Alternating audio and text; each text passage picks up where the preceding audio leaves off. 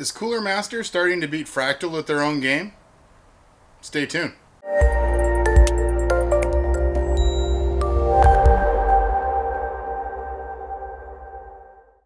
Okay guys, today we have the N600 from Cooler Master.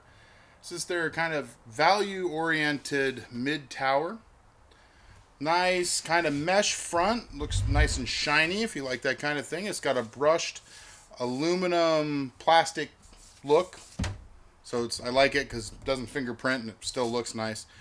This is actually my major complaint with this kind of model of Cooler Master cases, is I don't like how they've blocked over the 3 or the 5 1/4. If you put a DVD in there or something, then you're gonna be missing kind of that top to bottom aesthetic, and I think it ruins the look of the case. Now that said, I don't use the 5 1/4 bays in any anymore, so your mileage may vary. On the front we have a reset, a power switch, hard drive LED, headphone, microphone, 2 USB 2.0, 2 USB 3.0, and a magical mystery button, which we will get to on the inside. We pop off the front. You can see it's got a fine mesh, nice and easy to clean. You do have to rinse the whole thing. It does not come out. It's got these little tabs that everybody likes to do anymore. But at least, you can rinse this out. It shouldn't be a big deal. You have your circuit board here. Comes pre-populated with Uno 120 millimeter fan. Around the back, 2 grommet holes. A room for a 120. You have an auxiliary slot here for a fan controller or whatever you might want to put in there. You have 2, 4, 6, 7 PCI slots, your motherboard knockout, your fan controller, high or low, and your PSU cutout. We have the first bit of interesting thing I find with this case. So there's a fan filter on the back. That's an interesting place for a fan filter, you might say. Well, that's because this case has a mount for a 120 fan on the back side to draw some extra airflow in. It's kind of a cool feature. This space is usually dead space in a case, and the only other case I've really seen do this lately has been the Fantex case. Other stuff around the back that I'm glad to see. You have some SSD mounts here. Only one, mind you, but at least you don't have to screw it in from the back side. You just stick it in and screw it in from this side, and you can get it in or out without having to remove the motherboard. One complaint here is it is grommeted, but they are kind of flimsy. So, it shouldn't matter too much, but I would like to see better quality rubber on the flaps for the grommets. The cables themselves, and I bet most of you who watch my channel regularly already know what I'm going to say.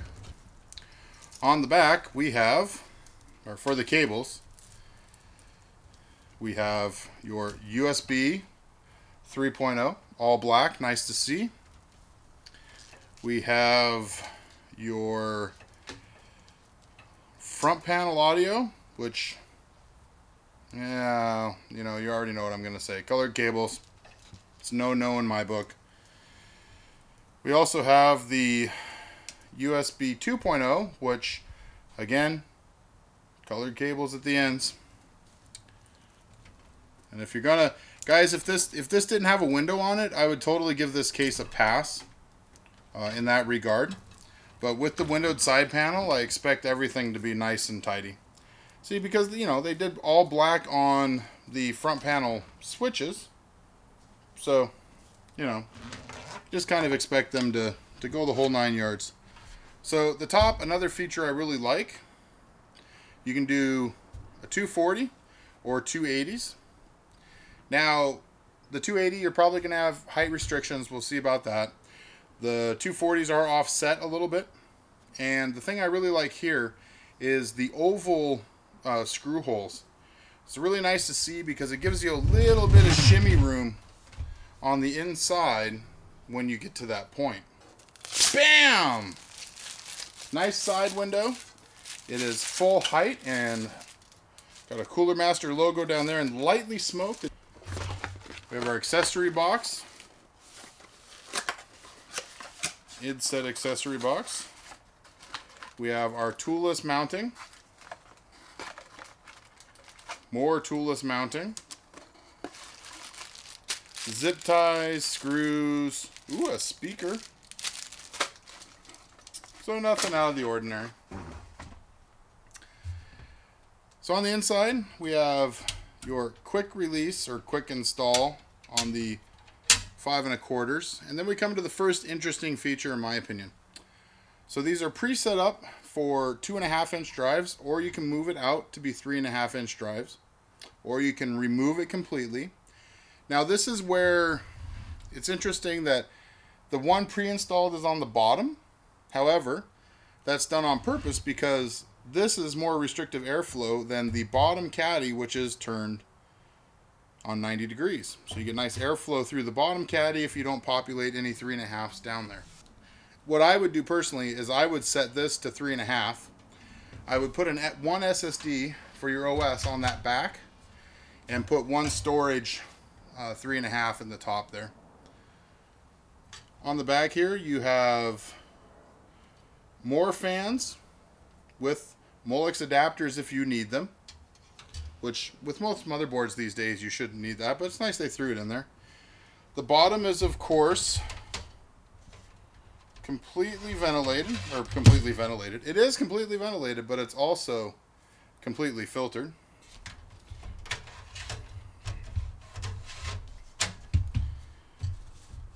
Nice large CPU cutout. I would like to see that come down as close to this as you can get.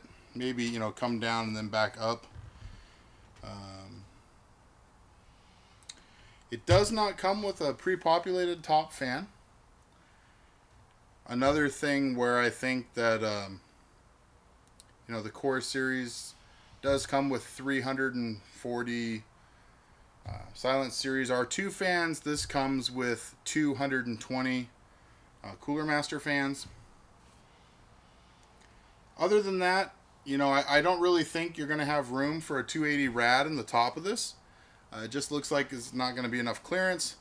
You could definitely put 240 millimeter fans up there, but I think you're going to be restricted to a 240 millimeter radiator in the top of this case. So, is this the case for you? I'll leave that up to you guys. Personally, I like the looks of the Fractal Design cases better. That's just personal preference, of course. It does have some very unique features that I really like. I really like the extra fan mount in the back. I really like this adjustable and or removable front caddy. I love the fact that they did the back SSD mount correctly. That's a huge win.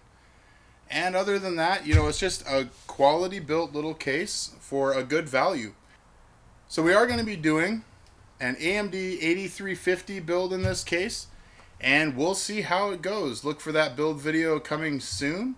I've been meaning to get around to that. It's going to be one of my test bench machines, and I definitely like the idea of using mid-range value, mid-towers to do performance testing. We can keep the windows and everything on there and keep stuff stock and really get you guys some good numbers on video cards and processors and everything else. So keep an eye out for that build video coming soon.